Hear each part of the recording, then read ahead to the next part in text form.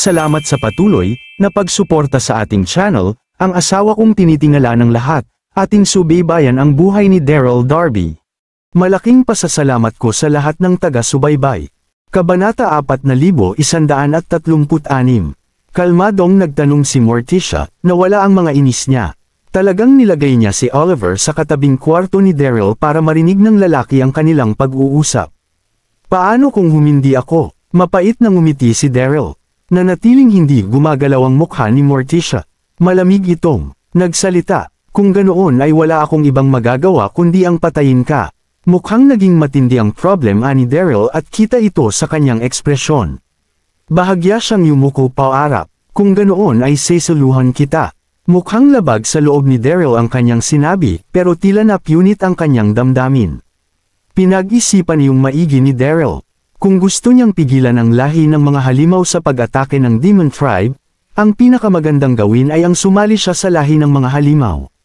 Subalit hindi isang ordinaryong halimaw si Morticia at paniguradong kukutubon ito kapag walang pag-alangan siyang pumayag. Kailangan niyang magmukhang hindi sigurado at gawin itong makatotohanan. Subalit hindi naging masaya si Morticia sa naging sagot ni Daryl. Sa halip ay bahagya siyang nagsalita. Hindi ba't medyo huli na ang lahat para riyan? Nagawa kong pumanig sa akin ang anak ng Black Tortoise King. Higit pa doon, mukhang mayroong sama ng loob sa pagitan ninyong dalawa. Sumang-ayon na ako sa mga kahilingan niya.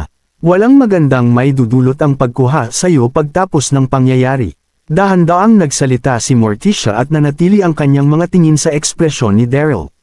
Awkward na napakamot ng ulo si Daryl, pero nagawa niyang ngumiti ng pilit. Hindi ba't magiging maganda kung magkakaroon ka ng napakaraming tauhang tapat sa iyo, Honorable Fiend Martyr? Tumango si Morticia. Hindi ka nagkakamali, pero alam ni Oliver kung nasaan ang teritoryo ng Demon Tribe, at magiging malaki ang maitutulong niya sa akin. Iyon lang ang kailangan natin para pabagsakin ang Demon Tribe. Ikaw, anong magagawa mo para sa amin? Biglang tumahimik si Daryl nang isipin niya ang tungkol doon. Maaaring wala ako masyadong maitutulong pagdating sa pagpapabagsak sa Demon Tribe, pero makakatulong ako sa pagpapabagsak sa Godly Region. Seryoso ang mukha ni Daryl nang sabihin niya iyon. Sige, sa wakas at tumango si Morticia. Maniniwala ako sa iyo sa pagkakataong ito. Magpahinga ka na. Ipapadala ko ang mga tauhan ko papunta sa iyo kung kailangan ko ng tulong mo. Pagtapos ay tumalikod siya at umalis. Mas lalong lumayo ang kanyang paghakbang, mabigat na nagbuntong hininga si Daryl. Gamaan ang kanyang loob. Isang mapanlinlang na babae si Morticia. Kailangan niyang mag-ingat mula sa puntong iyon. Samantala, sa bagong teritoryo ng Demon Tribe, tila nasusunog na kagubatan ng bilis ng pagkalat sa Demon Tribe tungkol sa usaping pamumuno ni Mona sa grupo ng White Tiger Warriors para turuan ng leksyon si Oliver at ang pagputol nila sa binti nito. Puno ng usapin ng Demon Tribe. May mga nagsasabing dapat lang iyon maranasan ni Oliver, at may ilang nagsabing masyadong walang awa at hindi nag-iisip si Mona sa kanyang mga kinikilos. Sa lugar pahingahan ng White Tiger King. Tahimik na umupo ang White Tiger King, madilim ang mukha nito. Nakatiyo si Mona sa kanyang harapan. Bahagyang umiwi ang mukha ng lalaki. Malinaw na kinakabahan si Mona. Umupo naman sa gilid si Leia. Mapatla ang kanyang mukha at hindi pa rin siya tuluyang gumagaling. Mukha rin siyang nag-aalala. Sobrang nagpadalos-dalos ang kanyang kapatid. Gumawa ng nakakamuhing bagay si Oliver, pero naglaho na ang kanyang ama mula sa Demon Tribe. Paano niya nagawang putulin ang binti ng lalaki ng ganoon lang? Mona, sumigaw at tinuro ng White Tiger King si Mona. Alam mo ba kung anong ginawa mo? Nakarating sa White Tiger King ang balitang pagputol ni Mona sa mga binti ni Oliver. Nagalit siya. Si Oliver ang anak ng Black Tortoise King. Iyon ang dahilan kung bakit hindi niya publikong sinintensyahan si Oliver sa pananamantala nito kay Leia. Nakapagdesisyon na sila ng Black Tortoise King sa kanilang isipan, ayaw nilang mahati ang Demon Tribe. Pero hindi nag-iisip si Mona nang putulin niya ang mga binti ni Oliver. Anong sasabihin ng Black Tortoise King kapag nalaman niya ang tungkol dito? Siguradong mahahati ang tribo sa dalawa, ang White Tiger Tribe at ang Black Tortoise Tribe, at hindi na magkasundo pa ang Demon Tribe. Malayo yun sa gustong mangyari ng White Tiger King. Pero hindi umatras si Mona sa harap ng galit na White Tiger. Hinlaro niya ang kanyang lalamunan at nagsalita. Sa tingin ko ay wala akong ginawang mali, ama. Sinamantala ng High Asterisk T na iyon ang aking kapatid at sinet up ang Honorable Master Darby. Katunayan ay naging mabait pa ako sa pagputol sa kanyang mga binti sa halip na pagkuha sa kanyang buhay sa kabila ng mga karumal-dumal niyang krimen. Kabanata 4137. Tumahimik sa buong kwarto, puno ng tensyon ang loob nito. Mas lalong naging madilim ang mukha ng White Tiger King. Nahirapan siyang pigilan ang kanyang galit. Masyadong nagpadalos-dalos at matigas si Mona. Nakakamuhi si Oliver, pero ito pa rin ang anak ng Black Tortoise King. Hinding-hindi papalampasan ang anumang mangyayari rito. Hindi takot ang White Tiger King sa Black Tortoise King. Nag-aalala lamang siya na baka bumalik sa dati ang Demon Tribe, laganap ang internal na digmaan. Hindi ka nag-iisip. Sa wakas at bumalik sa wisyo ang White Tiger King. Tumitig siya kay Monica at sumigaw.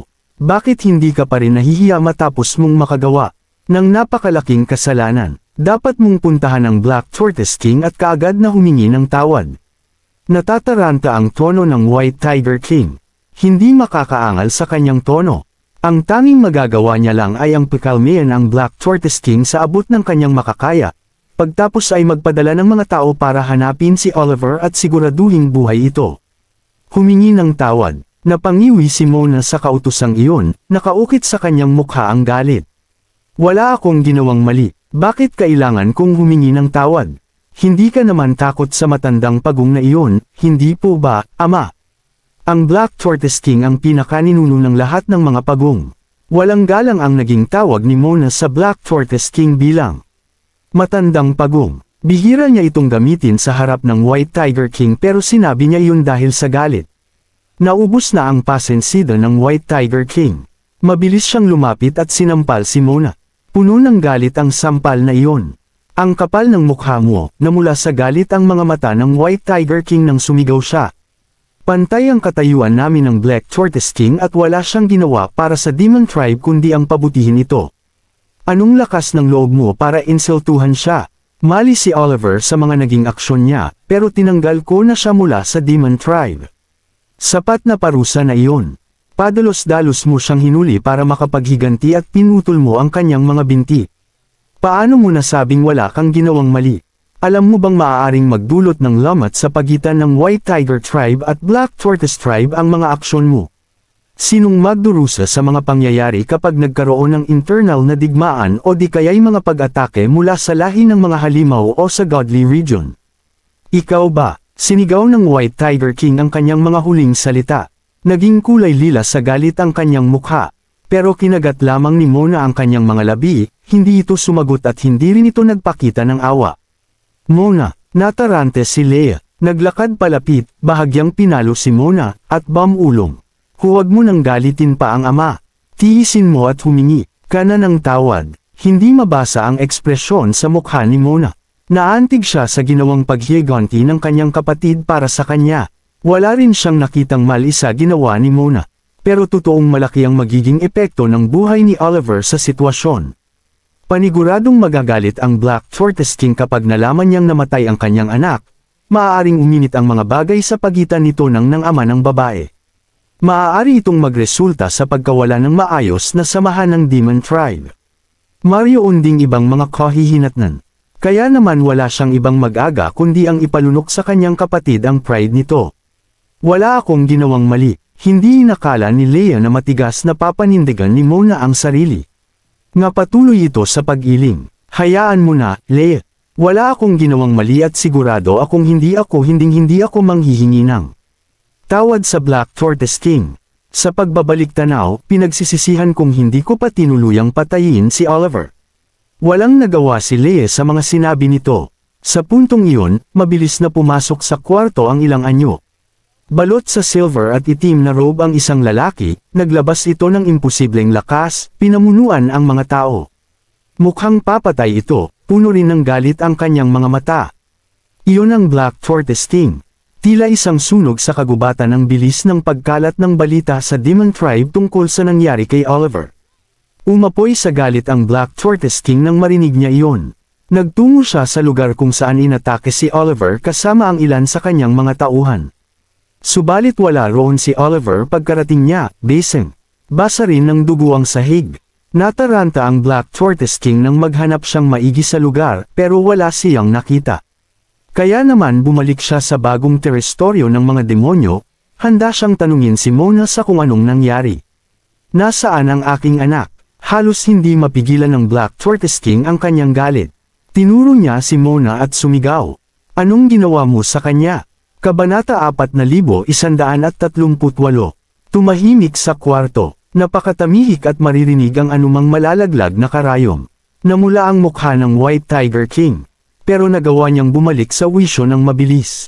Lumingon siya at minitian ang Black Tortoise King. Hindi rin ako makapaniwala sa nangyari, iyong kamahalan. Pakiusap, kumalma kayo. Hindi papakitaan ng labis na kabaitan at respeto ng White Tiger King ang Black Tortoise King. Pero wala siyang ibang magagawa kundi ang gawin iyon para sa kapakanan ng Demon Tribe. Ibinaba niya na muna ang kanyang pride. Isa pa, nasa mali si Mona. Hindi pinansin ng Black Tortoise King ang White Tiger King. Tila isang napakatalas na espada ang mga tingin nito kay Mona. Hindi natakot si Mona. Sa halip ay hindi ito naapektuhan. Nasaan ang anak mo? Paano ko malalaman? Pinaalis siya mula sa Demon Tribe. Bakit mo siya hinahanap dito? Bakit mo ako tinatanong? Napuno ng hindi maipaliwanag na galit ang tono at hitsura ng Black Tortoise King nang sumigaw ito. Magaling, mukhang napakatigas mo pa rin pagtapos mong gumawa ng nakakamuhing bagay. Sinundan mo siya palabas dito at pinutol ang kanyang mga binti sa kalapit na bundok.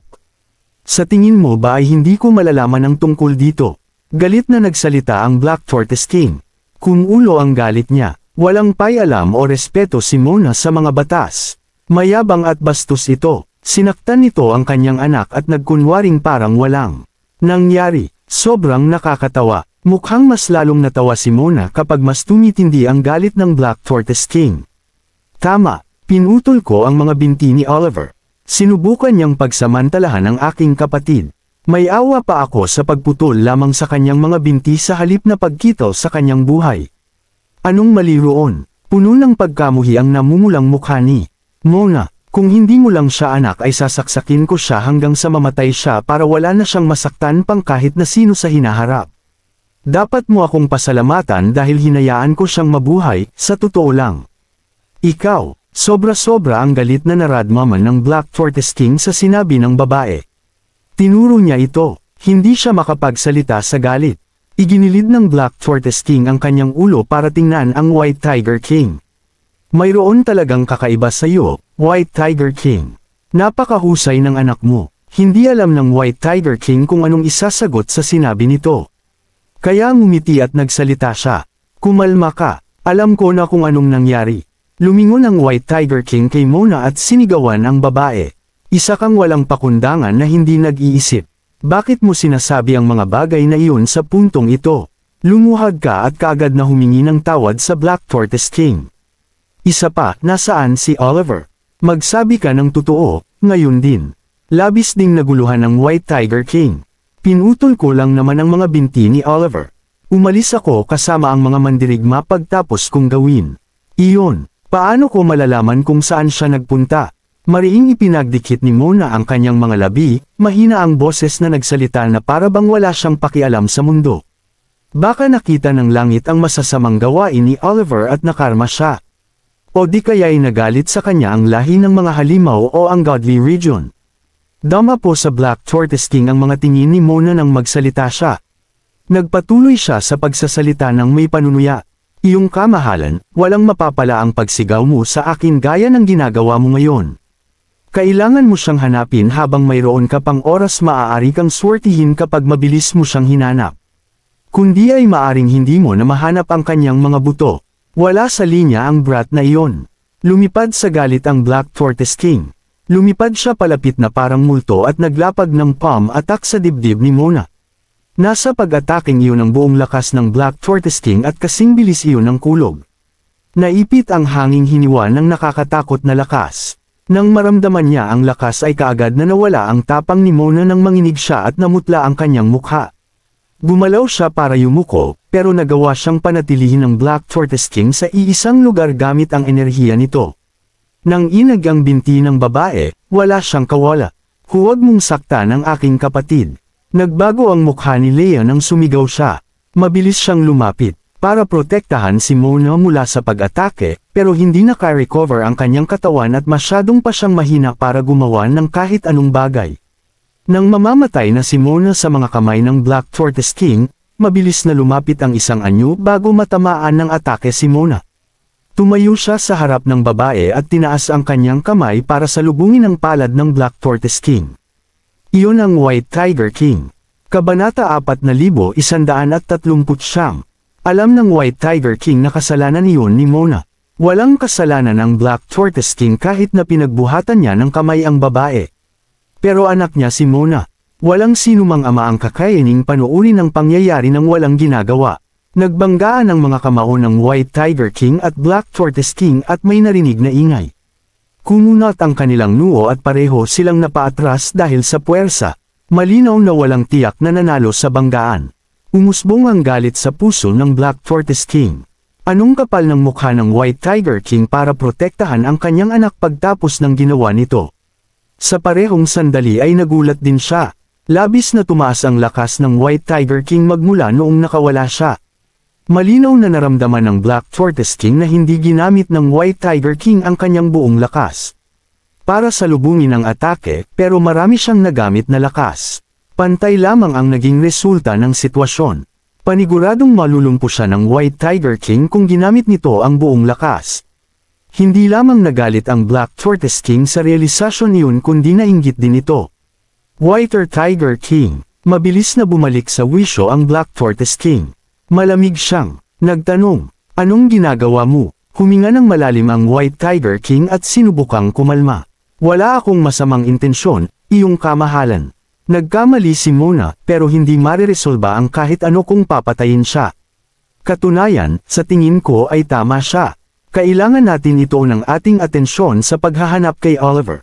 Seryosong-seryoso ang ekspresyon ng White Tiger King nang magsalita ito. Ngunit mukhang hindi yun tinanggap ng Black Tortoise King. May panunuya itong nagsalita. Tigilan mo na ang mga pagkukunwari mo, White Tiger King. Alam kong pinuprotektahan mo lang ang iyong anak. Pero papatayin ko siya ngayong araw. Tila nabaliw sa galit ang Black Tortoise King. Nawala ang lahat ng kontrol at pakiramdam niya. Huminga ng malalim ang White Tiger King at matatag na nagsalita. Kung ganoon ay sisiguraduhin kong hindi mo yun magagawa. Hindi malakas ang kanyang boses, pero dinag ang autoridad dito. Magaling. Tumango at ngumiti ng masama ang Black Tortoise King. Dahil gustong-gusto mong makipaglaro, wala na akong masasabi pa sa'yo. Babalik na ako para hanapin si Oliver. Hinding-hindi na magkikita pa ang Black Tortoise King at ang White Tiger King kapag may nangyaring masama kay Oliver. Umalis na ang Black Tortoise King pagkatapos noon. Nagbuntong hininga ang White Tiger King. Hindi mabasa ang ekspresyon sa kanyang mukha at magulo ang kanyang emosyon. Nagkatotoo ang kanyang mga pinakakinatatakutan. Nanatiling walang ekspresyon ang nasa likuran niyang si Mona. Nagsalita ito. Anong magagawa niya? Mabilis na tumalikod ang White Tiger King at sinampal sa mukha ang babae. Pagtapos ay sumigaw ito. Tumahimik ka. Dahil sa'yo kaya ito nangyari. Bakit wala kang pagsisisi? Kasalanan mo kapag gumuho ang White Tiger Tribe at Black Tortoise Tribe at kapag nagdulot ito ng kaguluhan sa Demon Tribe. Naiinis na umiwi si Mona. Ibinuka niya ang kanyang bibig para yumangal pero pinigilan siya ni Leia. Iyong kamahalan. Sa puntong iyon ay naglakad ang isang anyo papasok ng kwarto. Kita ang pagkataranta sa napakagandang mukha nito. Iyon ay si Calori Phoenix. Napag-alaman niya ang tungkol sa pagputol ni Mona sa mga binti ni Oliver. Mabilis siyang nagtungo roon nang nalaman niyang tuturuan ng leksyon ng Black Tortoise King si Mona. Nang maramdaman niya ang tensyon sa kwarto ay nahulaan ni Calori Phoenix ang nangyari. Tumitig siya sa White Tiger King at nagtanong, "Panipi, lumaban ka." 0-0. Tumango ang White Tiger King at nagsimulang ilarawan ang pangyayari. Pagtapos ay walang nagawang tumingin si Calori Phoenix kay Mona. "Panipi, masyado kang nagpadalos-dalos, Mona." Sandaling napaisip si Calori Phoenix, pagtapos ay nagpatuloy siya sa pagsasalita. Paniguradong mamamatay si Oliver kapag hindi siya. Nakatanggap ng kahit anong tulong sa labas ng Demon Tribe pagtapos mong putulin ang kanyang mga binti. Anong mangyayari kapag nadiskubre ng Black Tortoise King ang katawan nito at nagdeklara ng digmaan laban sa White Tiger Tribe? Nagbuntong hininga ang White Tiger King. Well, nandito na tayong lahat. Ano pang magagawa natin kundi ang makipaglaban? Ikaw, natarante si Kalori sa mga sinabi nito. Nagpadyak siya ng paa. Hindi maaaring magkaroon ng internal na digmaan, lalo't ganito ang mga sitwasyon ngayon. Isipin mo kung mangyayari iyon, paniguradong kukunin ng Godly Region at ng lahi ng mga halimaw ang oportunidad para umatake sa atin. Kabanata 4140. Mapait na ngumiti ang White Tiger King. Wala na sa tamang katinuan ng Black Tortoise King. Sa tingin ko ay wala ka nang magagawa tungkol doon. Hindi mapakali at walang magawa ang White Tiger King nang magsalita ito. Natahimik si Kalori Phoenix bago siya dahan-dahan na nagsalita. Ang tanging paraan lang para hindi yun mangyari ay ang muling lumipat sa bagong teritoryo. Muli, nanigas ang White Tiger King bago ito tumanggo. Sige, ayaw makipaglaban ng White Tiger King sa Black Tortoise Tribe. Nito lang ay napakawala ng Demon Tribe mula sa pagkakakulong at nasa gitna sila ng pagbabalik sa kanilang lakas. Mas lalong tatagal ang paggaling ng ganilang espiritu kung magkakaroon ng internal na digmaan. Nagkunwari lamang siyang matapang at malakas ang loob para hindi siya magmukhang mahina sa harap ni Kalori Phoenix. Pagtapos ay kaagad na tinawag ng Tiger King ang ibang mga pinuno ng tribu para sabihin sa mga ito ang kanilang desisyon na umaksyon. Makalipas ang ilang minuto, nagtipon ang lahat ng tribu. Masaya at puno ng espiritu sila umalis sa kakatayo pa lang nilang bagong teritoryo at nagtungo sa distansya. Subalit hindi sila sinundan ni Kalori Phoenix. Nanatili siyang nasa likod, ginalaw nito ang ilang piraso ng kahoy at mga bato. Labis na naguluhan ng White Tiger King sa kanyang nakita. Naglakad ito palapit at nagtanong. Anong gagawin mo, Kalori Phoenix? Bilis at sumama ka sa amin. Mauna ka. Bahagyang ngumiti si Kalori Phoenix at nagsalita. Susunod ako pagtapos ko rito. Kumunat ang noo ng White Tiger King. Anong ginagawa mo? Gagawa ng porma sayon. Porma sayon. Bahagyang naatawa si Kalori Phoenix sa pagkalito sa mukha ng White Tiger King. Opo, tinuruan ako ng ilang porma sayon ni Honorable Master Darby. Hindi ako nagkaroon ng tsansang subukan ng mga ito kaya naisip kong maaaring gawin ko na ito ngayon. Tumingin sa paligid si Kalori Phoenix. Nagpatuloy siya sa pagsasalita. Maraming oras ang ginugol natin para mahanap ang bagong teritoryong ito. Iyon nga lang ay kailangan na natin itong isuko. Maaari naman natin turuan ng leksyon gamit ang pormasyong ito ang mga pupunta rito mula sa lahi ng mga halimaw o di kaya'y sa Godly Region. Sa ganon ay hindi tayo masyadong malulungkot sa paglisan sa lugar na ito. Masama ang tingin sa mukha ni Kalori Phoenix nang magsalita ito. Totoong tinuruan ni Daryl si Kalori Phoenix ng ilang porma sayon. Nagawang makuha ni Daryl ang tiwala ng Demon Tribe sa tulong ni Kalori Phoenix nang matanggap niya ang kapangyarihan ng Bird Ancestor. Bilang pasasalamat ay tinuruan niya ito ng paggawa ng ilang porma sayon. Mabilis na naintindihan ng White Tiger King ang gustong gawin ni Kalori Phoenix at tumawa ito. Tumanggo siya bilang pagsang-ayon. Magaling na ideya. Tama ka, nakakahiya ang lisanin ng lugar na ito. Mapapahirapan ng porma sayon ang lahi ng mga halimaw o ang Godly Region. Nang magsalita siya ay tinawag ng White Tiger King ang ilang Demon Warriors para tulungan si Kalori Phoenix sa paggawa sa porma sayon. Makalipas ang ilang minuto, natapos na ang porma sayon. Napakabilis isang umalis ang White Tiger King kasama si Kalori Phoenix. Samantala, sa kabilang dulo, naging maayos ang kalagyan ni Daryl pagtapos nitong magpahinga sa mabatong kwarto sa loob ng ilan pang oras. Nagpadala rin ng gamot si Morticia para sa lalaki. Kaya naman halos magaling na ang mga sugat nito. Tanging ang kanyang fairy soul lang ang hindi pa tuluyang bumabalik. Tahimik na nakaupo roon si Daryl habang binabalik niya ang kanyang enerhiya nang biglang bumukas ang pinto. Dali-daling pumasok ang isang halimaw na mandirigma at nagsalita ito. Gusto kang makita ng Honorable Fiend Martyr, Sir Darby. Isa lamang siyang bilanggo kalahating araw lang ang nakalipas. Hindi siya binigyan ng respeto ng mga halimaw ng mandirigma. Isa iyong kabaliktaran ng mga pangyayari noon. Sinaluhan ni Daryl si Morticia at tinuring siyang parang isa sa mga ito. Bukod pa roon, isa sa mga bayani ng Nine Mainland si Daryl, kaya naman tinawag siyang sir ng mga halimaw na mandirigma bilang pagrespeto. Sige, tumango si Daryl at sinundan niya ang Demon Warriors palabas ng mabatong kwarto papunta tent ni Morticia. Pumasok si Daryl sa tent at napahinto sa kanyang nakita. Nakita niya ang nakaupong si Morticia sa bandang gitna habang nakatayo sa magkabilang gilid nito ang tila batong mga general na halimaw. Nasa harapan niya si Oliver. Nagpalit ng damit si Oliver at nilipat siya sa isang wheelchair. Marami itong ininom na gamot pero hindi iyon nakatulong sa putol niyang mga binti. Malinaw sa map-outline niyang mukha na malaki ang naging sira sa kanyang fairy spirit. 2B. Continued. Maraming salamat po, mga kamaster. Paki-subscribe, and hit the notification bell para sa susunod nating kabanata.